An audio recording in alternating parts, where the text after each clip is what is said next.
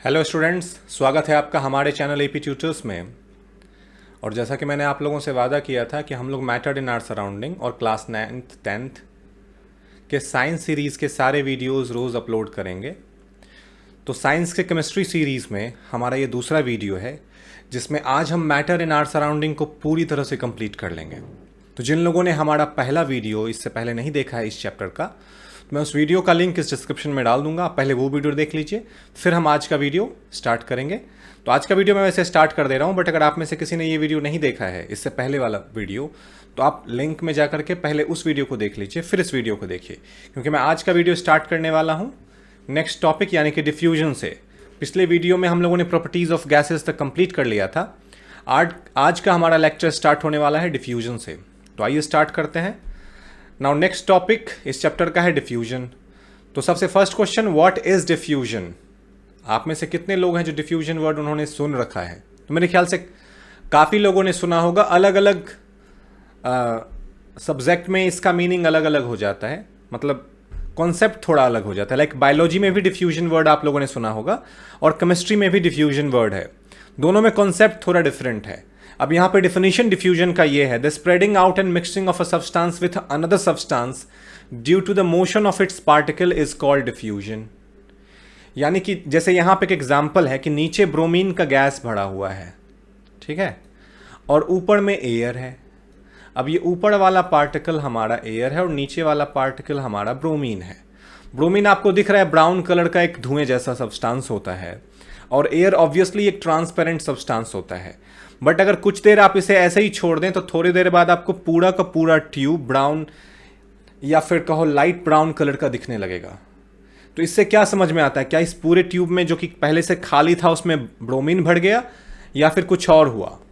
तो आपको ये समझना पड़ेगा कि ये जो सब्सटेंस नीचे रखा हुआ है उसमें एक स्पेसिफिक काइंड ऑफ कलर है और एयर में कोई कलर नहीं होता।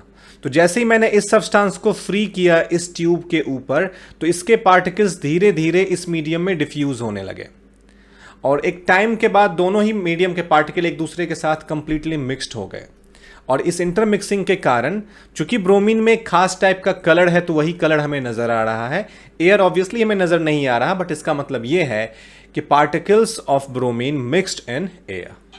ठीक है, तो सिंपली आपको लर्न ये रखना है कि diffusion means intermixing of the particles of matter due to the movement या मोशन ऑफ इट्स पार्टिकल।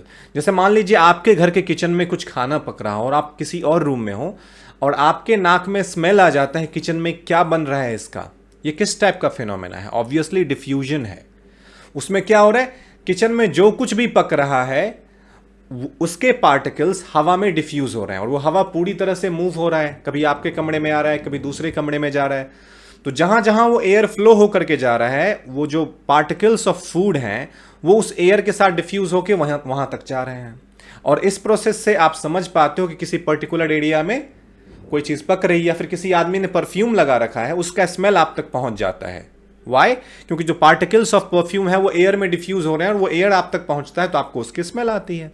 ठीक है, नाउ डिफ्यूजन के बारे में एक बेसिक इंफॉर्मेशन आपके पास होना चाहिए। Diffusion is fastest in gases and slowest in solid. इस बात को जरूर ध्यान में रखिएगा। अगर आप कभी भी कोई चीज हवा में मिलाएं तो वो जल्दी मिल जाएगा ना। जैसे इस केस में यहां पे एक चीज दूसरे गैस में डिसॉल्व हो रहा है, ये बहुत जल्दी डिसॉल्व हो जाएगा। बट मान लो आपके पास एक बाल्टी पानी है और उसमें कोई चीज डिसॉल्व करना है, तो अपने आप वो बहुत जल्दी डिसॉल्व नहीं होगा। जितनी जल्दी कोई भी पार्टिकल मिक्स्ड हो सकता है एयर में, उतनी जल्दी लिक्विड में नहीं हो सकता, और वो सबसे स्लो मिक्स होगा सॉलिड में। कारण बहुत ऑब्वियस है, क्योंकि हमारा डेफिनेशन है the intermixing of a substance with another substance due to motion of its particle. अब मोशन ऑफ पार्टिकल किस मीडियम में सबसे ज्यादा होता है? ऑब्वियसली गैस में। That's why diffusion will be fastest in gas, क्योंकि motion of particle is fastest in gas, and diffusion will be slowest in solid, क्योंकि सॉलिड के पार्टिकल मूव नहीं करते, उनके मूवमेंट का रेट बिल्कुल नहीं के बराबर होता है। That's why diffusion is slowest in solid. But diffusion होता जरूर है।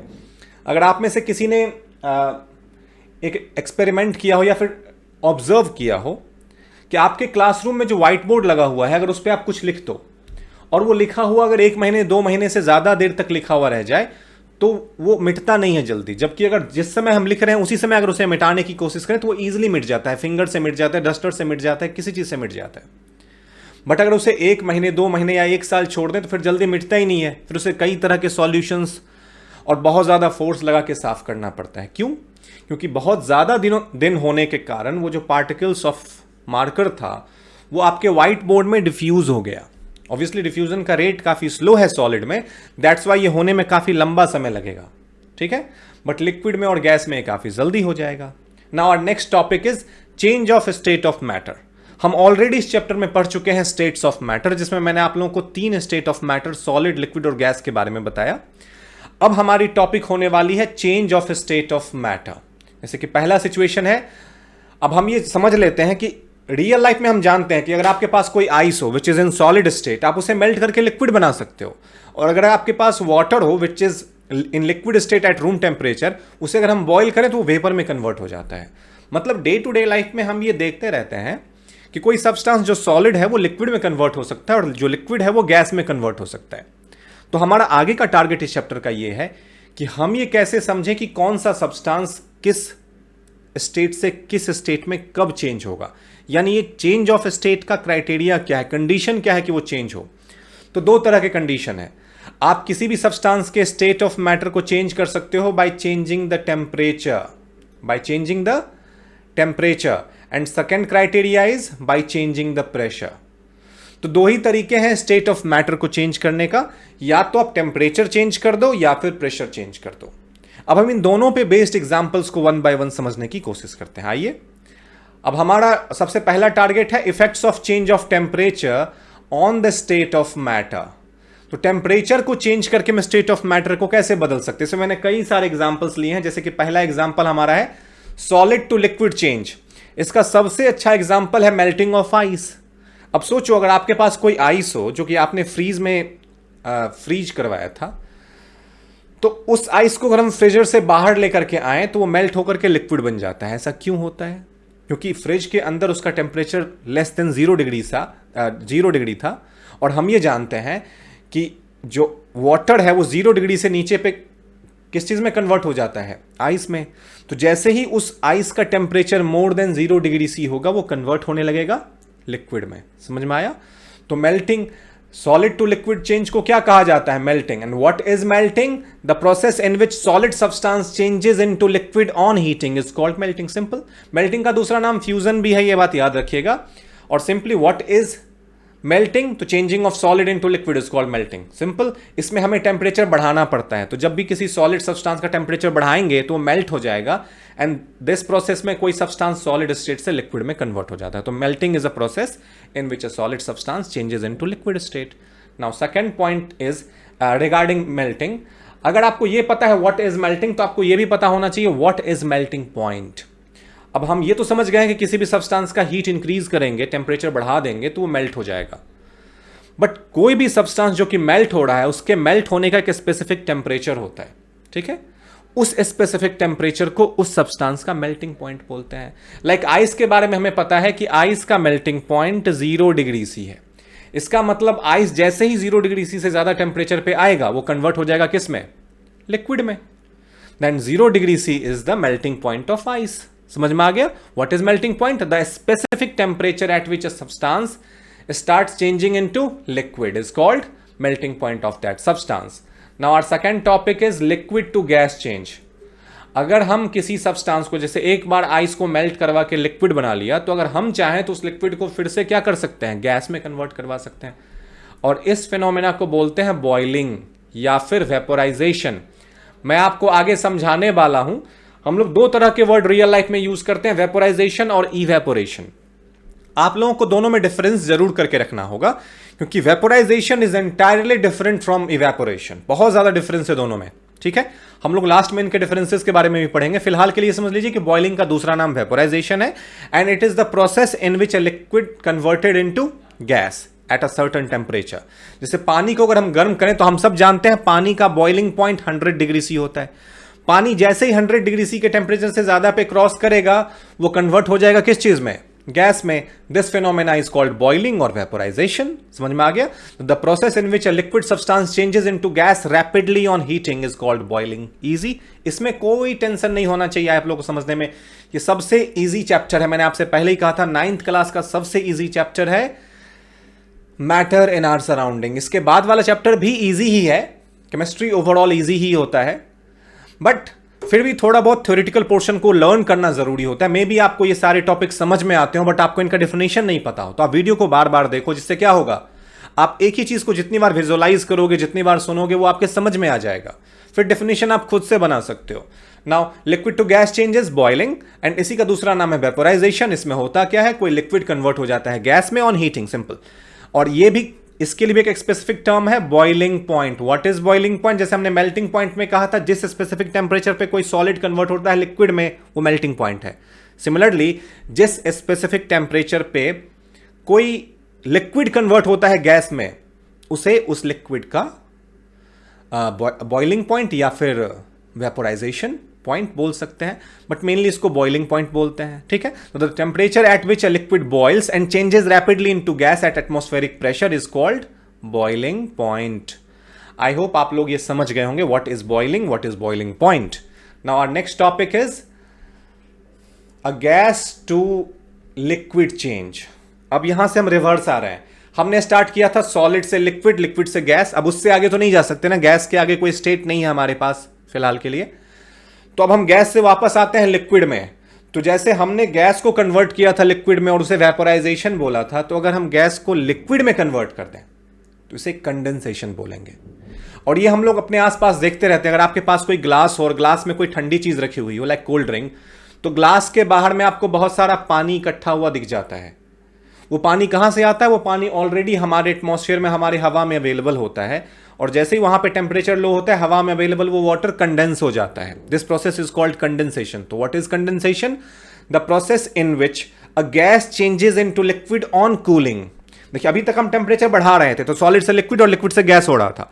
अब अगर हमें गैस से लिक्विड बनाना है तो टेम्परेचर कम करना पड़ेगा। तो जैसे हम टेम्परेचर कम करेंगे, वो कन्वर्ट हो जाएगा किस में? लिक्विड में। This phenomena is called condensation. Simply the process of changing a gas to a liquid by cooling is called condensation. Our next topic is freezing.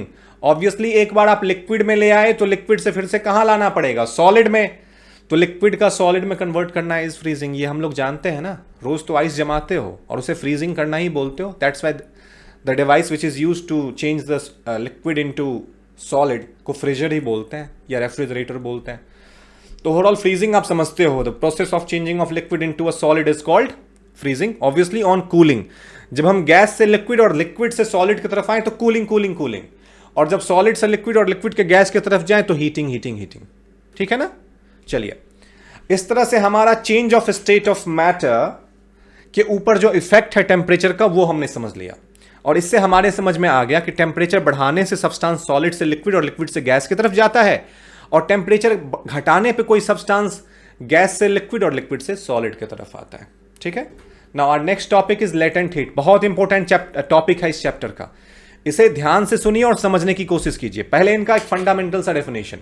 Latent heat क्या होता है? अभी तक हमने पढ़ लिया कि किसी सब्सटेंस को हम हीट देते हैं तो वो सॉलिड से लिक्विड और लिक्विड से गैस में कन्वर्ट हो जाता है, बट कुछ ना कुछ तो स्पेसिफिक अमाउंट ऑफ हीट होता होगा जो हमें सप्लाई करना पड़ता होगा। तो डिफिनेशन यही है, the heat energy which has to be supplied to change the state of substance is called its latent heat. अगर आप किसी सॉलिड को लिक्विड बनाना चाहते हो तो सॉलिड से लिक्विड बनाने के लिए आपको उस सब्सटेंस को कुछ ना कुछ अमाउंट में हीट देना पड़ेगा।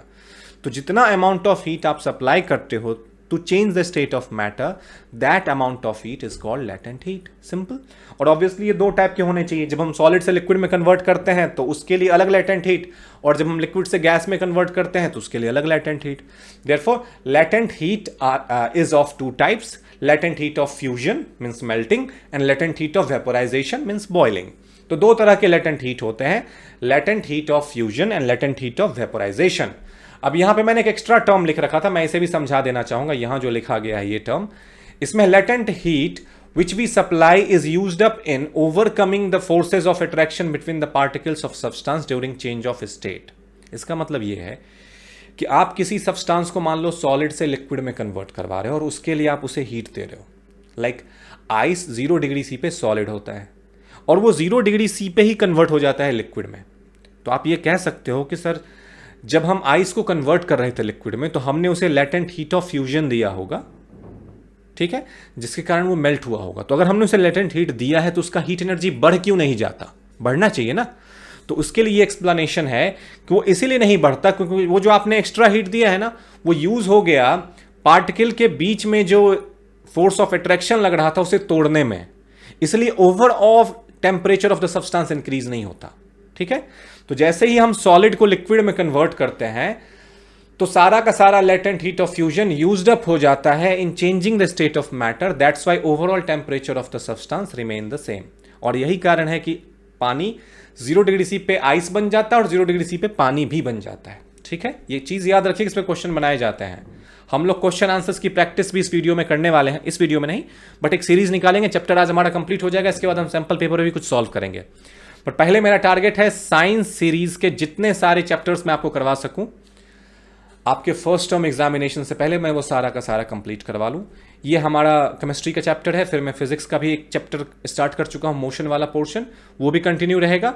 और उसके बाद हम बायो का भी फर्स्ट चैप्टर यानी कि सेल स्टार्ट करने वाले हैं रिसेंटली।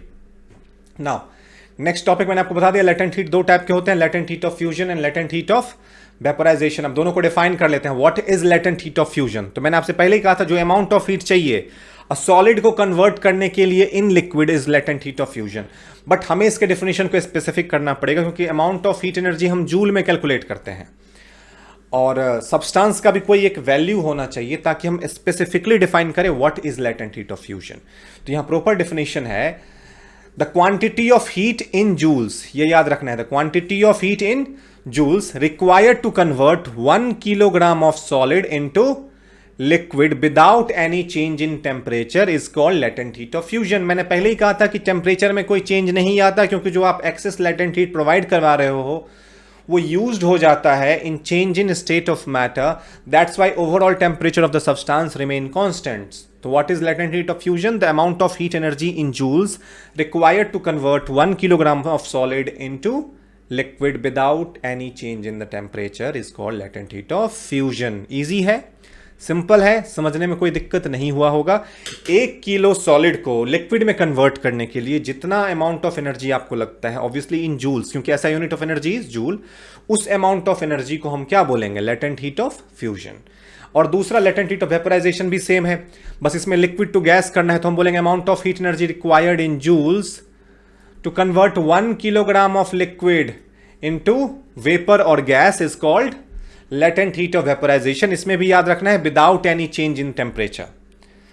तो दोनों का डेफिनेशन आई होप आप समझ गए होंगे। The amount of heat energy required in joules to convert 1 kilogram of solid into liquid is called latent heat of fusion and amount of heat energy in joules required to convert 1 kilogram of liquid into gas is called latent heat of vaporisation. Easy, okay. तो next topic पे आ जाते हैं, it is sublimation.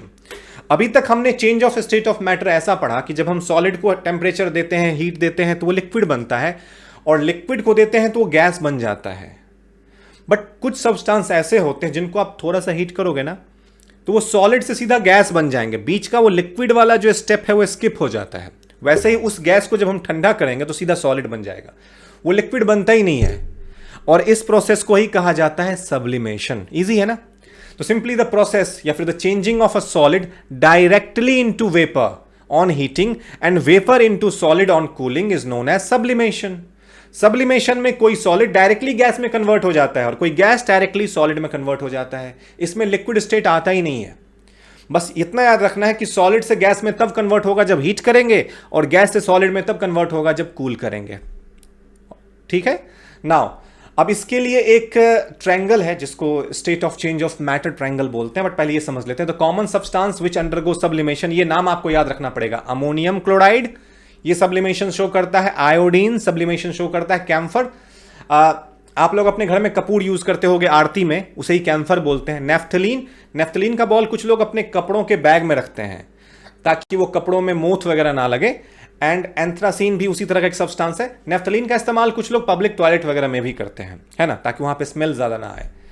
तो तो ये सारे कुछ ऐसे एग्जाम्पल्स हैं जो सब्लिमेशन शो करते हैं। ये नाम आपको याद होना चाहिए। अगर आपको कुछ ऐसे सब्सटेंस का नाम पूछे विच शो सब्लिमेशन, तो आपको ये नाम बताना होगा, ammonium chloride, chlorine, iodine, camphor, anthracene या फिर naphthalene. Now this is state of change of matter. यहां पे 3 सब्सटेंस हैं, गैस, सॉलिड और लिक्विड, और हर एक में हमने 2-2 एरो दिया है, और इसकी अंडरस्टैंडिंग बहुत टफ नहीं है। सॉलिड से अगर कोई सब्सटेंस लिक्विड में कन्वर्ट हो रहा है, ऑब्वियसली से हम क्या बोलते हैं, मेल्टिंग, और ये होता कैसे है, ऑन हीटिंग। और अगर लिक्विड से हमें कन्वर्ट करना हो सॉलिड में, तो ऑब्वियसली से बोलते हैं फ्रीजिंग। जब आप पानी को आइस बनाते हो उसे फ्रीजिंग ही बोलते हैं ना। इस साइड में आ जाए तो गैस से liquid banana is condensation. Gas से लिक्विड, बारिश क्यों होती है, क्योंकि क्लाउड जो है जिसमें वेपर है वो कंडेंस होकर लिक्विड बन जाता है।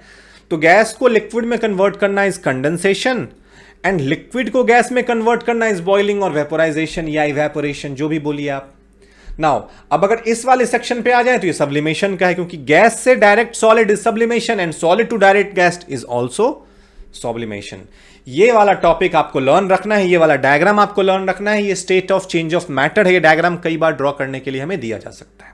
ठीक है, आप लोग अगर ये वीडियो देख रहे हैं और कंटिन्यूस फॉर्म में देख रहे हैं, तो आप लोग कमेंट सेक्शन में हमें ये भी बताएंगे कि इस वीडियो में और किस तरह के चेंजेस आप चाहते हैं। अगर आपका कोई पर्टिकुलर काइंड ऑफ डिमांड होगा कि कोई स्पेसिफिक टॉपिक जो इस चैप्टर से आपको समझ में बिल्कुल नहीं आ रहा है, तो अगर आप में से ज़्यादातर लोगों का वो डिमांड होगा, तो हम उस टॉपिक के ऊपर एक सेपरेट वीडियो बनाएंगे और वो आप लोगों को समझाने की कोशिश करेंगे। फिलहाल हमारा टारगेट सिर्फ क्लास 9th और 10th के लिए पूरे के पूरे साइंस का एक कंपाइलेशन वीडियो बना के अपलोड करना है इस चैनल पे। तो 1 by 1 हम सारे वीडियोस बना रहे हैं और अपलोड कर रहे हैं। आप लोग इसे देख करके इन्फॉर्म्ड हो सकते हैं ताकि आपके एग्जामिनेशन में ये हेल्पफुल हो सके। नाउ हमने इससे पहले एक टॉपिक कंप्लीट कर लिया, effect of change of temperature on the state of matter. Now मैंने कहा था 2 फैक्टर है जो स्टेट ऑफ मैटर को चेंज करता है। पहला फैक्टर था टेम्परेचर और दूसरा फैक्टर था ये प्रेशर। तो आइए अब प्रेशर को समझने की कोशिश करते हैं कि प्रेशर कैसे इंपैक्ट डालता है। जैसे हम ये जानते हैं कि एक ही सब्सटेंस ऐसा है जो कंप्रेस हो सकता है, वो है गैस। तो प्रेशर का इंपैक्ट सिर्फ गैस को लिक्विफाई करने में किया जा सकता है और किसी चीज में प्रेशर का कोई इस्तेमाल नहीं होता, ये याद रखना है। नाउ अब अगर आपको किसी गैस को लिक्विड स्टेट में कन्वर्ट करना है, तो सिर्फ प्रेशर अलोन कुछ नहीं कर सकता। आपको उसका प्रेशर इंक्रीज भी करना होगा और फिर उसका टेम्परेचर भी कम करना पड़ेगा। 2 चीजें एक साथ करनी पड़ेंगी, तब वो लिक्विफाइड हो जाएगा। तो अगर किसी गैस को आप लिक्विड में कन्वर्ट करना चाहते हैं, तो पहले आप उसे कंप्रेस करें एंड देन उसका टेम्परेचर कम करें, तब जाके वो किस में कन्वर्ट हो जाएगा, लिक्विड स्टेट में। जैसे यहां एक एग्जांपल है, ammonia gas can be liquefied by applying high pressure and lowering the temperature.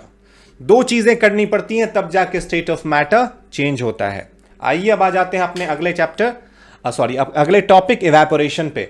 मैंने आप लोगों से कहा था इससे पहले जब मैं वेपोराइजेशन और बॉइलिंग पढ़ा रहा था कि evaporation and boiling are 2 different things. अब मैं उनको इलैबोरेट कर देता हूं। जब आप पानी को चूल्हे पे चढ़ाते हो और उसे गर्म करते हो, तो उस समय जो वो बॉइल हो रहा होता है या फिर कन्वर्ट हो रहा होता है गैस में, उसको बॉइलिंग या वेपोराइजेशन बोलते हैं। But in day to day life हमारे बॉडी में जैसे मेरे फेस से पसीने आ रहे हैं और वो अपने आप इवेपोरेट होकर ऊपर चला जा रहा है, तो बिना गर्म किए अगर खुद ब खुद कोई लिक्विड कन्वर्ट हो रहा हो गैस में, तो उसको क्या बोलते हैं, इवेपोरेशन। नॉर्मली वेपोराइजेशन कब होता है, जब आप पानी को 100 डिग्री सी तक गर्म करोगे या लिक्विड के बॉइलिंग पॉइंट तक गर्म करोगे, तब वो कन्वर्ट होगा गैस में, that is vaporisation. But what is evaporation? The evaporation is the process in which a liquid convert into gas even below it's boiling point. Even below it's boiling point, ये definition यहां लिखा हुआ है ना। The process of liquid changing into vapour even below it's boiling point is called evaporation. तो आप question कर सकते हो, सर हमने ये पढ़ा है बॉइलिंग पॉइंट के हिसाब से कि जिस स्पेसिफिक टेम्परेचर पे कोई सब्सटेंस लिक्विड से गैस में कन्वर्ट हो, वो उसका बॉइलिंग पॉइंट होता है और वो फिक्स होता है। तो फिर अपने बॉइलिंग पॉइंट से नीचे वो कैसे कन्वर्ट हो सकता? तो यहां पे आपको लेटेंट हीट का कुछ कॉन्सेप्ट मैं समझाता हूं। जैसे मान लीजिए इस रूम का टेम्परेचर 30 डिग्री सी है और इस रूम में कहीं पानी बिखरा हुआ है फर्श पे और उसे इवेपोरेट होना है, तो क्या होगा, वो इवेपोरेट होगा तो जरूर, बट इसका मतलब ये नहीं है कि वो 30 डिग्री पे ही इवेपोरेट हो गया। वो क्या करेगा, सराउंडिंग से हीट एब्जॉर्व करेगा और एब्जॉर्व करने के बाद वो अपने पास 100 डिग्री सी पूरा कर लेगा और जैसे उसको 100 डिग्री सी पूरा मिल जाएगा, वो कन्वर्ट हो जाएगा किस में, गैस में। तो ये काम लिक्विड खुद करता रहता है, वो खुद सराउंडिंग से हीट एब्जॉर्व कर लेता है और यही कारण है कि जब आपको पसीने आ रहे होते हैं और उसके ऊपर आप पंखा चला दो तो आपको ठंड भी बहुत लगती है, मतलब कूलिंग अच्छा लगता है। क्यों? क्योंकि जितना ज्यादा पानी आपके फेस पे होगा, इवेपोरेशन उतना ज्यादा होगा, और इवेपोरेशन जितना ज्यादा होगा सराउंडिंग से हीट वो उतना ही ज्यादा एब्जॉर्ब करेगा, क्योंकि उसे अपना बॉइलिंग पॉइंट पूरा करना है, लेटेंट हीट ऑफ वेपोराइजेशन पूरा करना है, और इसके कारण सराउंडिंग का टेम्परेचर कम हो जाता है। ठीक है, तो वेपोराइजेशन को हम करवाते हैं, वो बल्क फिनोमेना है, उसमें हम हीट देते हैं तो पूरा का पूरा पानी एक बार में बॉईल होना स्टार्ट हो जाता है। जबकि इवेपोरेशन क्या होता है, आपने कहीं पानी रख रखा है तो वो सिर्फ सरफेस के ऊपर से इवेपोरेट हो रहा होता है। जैसे कोई बड़ा सा नदी है तो नदी में जो इवेपोरेशन हो रहा है वो सिर्फ सरफेस वाटर का हो रहा है, पूरा अंदर वाला पानी इवेपोरेट नहीं हो रहा। ठीक है ना? तो आई होप आप लोग समझ गए होंगे what is evaporation and what is vaporisation. तो अब समझ लेते हैं इवेपोरेशन को डिटेल में। डिफिनेशन क्लियर है कि the changing of liquid into gas even below it's boiling point is called evaporation. Now कुछ फैक्टर्स हैं जो इवेपोरेशन को इफेक्ट करते हैं। लाइक अभी ऑब्वियस है ना, अगर आप कपड़े को धूप में सुखाने के लिए डालो और धूप बहुत तेज है, यानी गर्मी बहुत ज्यादा है, तो इवेपोरेशन जल्दी हो जाएगा, सारा पानी जल्दी से वेपर में कन्वर्ट हो जाएगा। तो पहला फैक्टर है टेम्परेचर। तो we can increase the rate of evaporation on increasing the temperature. Simple. Next है सरफेस एरिया। जैसे मान लो आपने कमरे में एक ग्लास पानी रख रखा है और उसे छोड़ दो ऐसे ही इवेपोरेट होने के लिए, बहुत दिन लग जाएंगे पूरा पानी सूखने में, पर उसी एक ग्लास पानी को पूरे फर्श पे बिखेर दो, तो चूंकि अब पानी का सरफेस एरिया बहुत ज्यादा हो गया तो अब आप देखोगे वो पानी तुरंत सूख जाएगा। इसका मतलब ये नहीं कि आप सरफेस के अंदर चला गया, अगर आपका सरफेस वाटर प्रूफ है तो भी वो इवेपोरेट हो जाएगा और जल्दी हो जाएगा। क्यों? क्योंकि आपने सरफेस एरिया बढ़ा दिया। Evaporation is a surface phenomena. तो on increasing the surface area we can increase the rate of evaporation. याद रखिएगा। थर्ड है ह्यूमिडिटी। ह्यूमिडिटी का मतलब जानते हैं आप, मैंने आपसे पहले ही कहा था कि हवा में बहुत ज्यादा अमाउंट में वाटर मॉलिक्यूल्स प्रेजेंट हैं। तो वाटर में अवेलेबल इस वाटर मॉलिक्यूल्स को क्या बोलते हैं? ह्यूमिडिटी। किसी एयर में जितना ज्यादा वाटर मॉलिक्यूल्स अवेलेबल होगा उसकी ह्यूमिडिटी उतनी ही ज्यादा होगी। ठीक है? और अगर किसी एयर में ह्यूमिडिटी ज्यादा है तो ऑब्वियसली वो इवेपोरेशन उतना ज्यादा नहीं करेगा ना, क्योंकि ऑलरेडी उसमें पानी बहुत है, तो और कितना पानी लेगा वो। और अगर पानी कम है हवा में, यानी ड्राई एयर है, जैसे आपने देखा होगा किसी किसी सीजन में हमारे ओंठ बहुत ज्यादा सूखते हैं, तो उस समय हमें मॉइस्चराइजर वगैरह लगाना पड़ता है। क्यों? क्योंकि उस समय एयर की जो ह्यूमिडिटी है वो बहुत कम होती है, तो इवेपोरेशन बहुत स्पीड में हो जाता है, कपड़े तुरंत सूख जाते हैं। तो on increasing the humidity rate of evaporation decreases, and on decreasing the humidity rate of evaporation increases. ये बात याद रखिएगा। एंड फोर्थ इसका पोर्शन है विंड स्पीड। ऑब्वियस है ना, अगर कमरे के फर्श पे पानी गिरा हुआ है उसे सुखाना और फैन चला दो जल्दी सूख जाएगा, फैन नहीं चलाओगे तो थोड़ा देर से सूखेगा। यानी on increasing the wind speed rate of evaporation increases, and on decreasing the wind speed rate of evaporation decreases. तो यहां पे टोटल 4 फैक्टर हमने पढ़े थे, उसमें से 3 फैक्टर ऐसे हैं जिनका पॉजिटिव इंपैक्ट है। जैसे टेम्परेचर को बढ़ाने पे इवेपोरेशन बढ़ता है, सरफेस एरिया को बढ़ाने पे इवेपोरेशन बढ़ता है, विंड स्पीड को बढ़ाने पे रेट ऑफ इवेपोरेशन बढ़ता है। ओनली ह्यूमिडिटी एक ऐसा फैक्टर है जिसके बढ़ाने पे इवेपोरेशन घटता है और घटाने पे इवेपोरेशन बढ़ता है। ये याद रखिएगा। Now our next topic is cooling caused by evaporation. मैंने पहले ही आपसे कहा था ना कि जब भी कहीं इवेपोरेशन हो रहा होता है तो सराउंडिंग में कूलिंग जनरेट करता है। क्यों? क्योंकि वो अपने सराउंडिंग से हीट एब्जॉर्व करता है ताकि उसका लेटेंट हीट ऑफ वेपोराइजेशन पूरा हो सके। The cooling caused by evaporation is based on the fact that when a liquid evaporate it draws or take the latent heat of vaporization from anything which it touches। जैसे आपके skin को ये water touch कर रहा है, आपका पसीना, और आपने फैन चला दिया तो ये सारा पसीना इवेपोरेट होगा, और ये पसीना टच किस चीज को कर रहा है? मेरे स्किन को। तो इसके कारण मेरा स्किन कूल हो जाएगा, ठंडा हो जाएगा। और यही कारण है कि जो मटका होता है जिसमें हम पानी रखते हैं, घड़ा, वो पानी ठंडा होता है। क्यों? क्योंकि घड़े में बहुत छोटे छोटे पोर्स होते हैं और उस पोर्स से इवेपोरेशन हो रहा होता है। जितना ज्यादा इवेपोरेशन होगा, इवेपोरेशन कॉज कूलिंग, और इसके कारण घड़े का पानी ठंडा हो जाता है। और वो जो कूलर हम यूज करते हैं, डिजर्ट कूलर वगैरह, वो भी इतना ज्यादा कूलिंग क्यों जनरेट करता है? क्योंकि जितना ज्यादा उसका पानी इवेपोरेट होगा उतना ही ज्यादा कूलिंग जनरेट होगा और हवा उतनी ही ज्यादा ठंडी होती जाएगी। ठीक है? That's why evaporation cause cooling. और इस तरह से हमारा चैप्टर कंप्लीट हो जाता है। आज के इस वीडियो में हमने क्लास 9th के केमिस्ट्री का first chapter matter in our surrounding complete कर लिया है। इस चैप्टर से रिलेटेड कोई भी डाउट आप लोगों का हो, कोई स्पेसिफिक टॉपिक पे अगर आप चाहते हो कि हम सेपरेट वीडियो बनाएं, तो आप कमेंट सेक्शन में उसका रिक्वेस्ट कर सकते हैं। अगर उसका रिक्वेस्ट बहुत ज़्यादा होता है तो मैं उस टॉपिक पे ज़रूर एक वीडियो बनाऊंगा। तब तक के लिए धन्यवाद।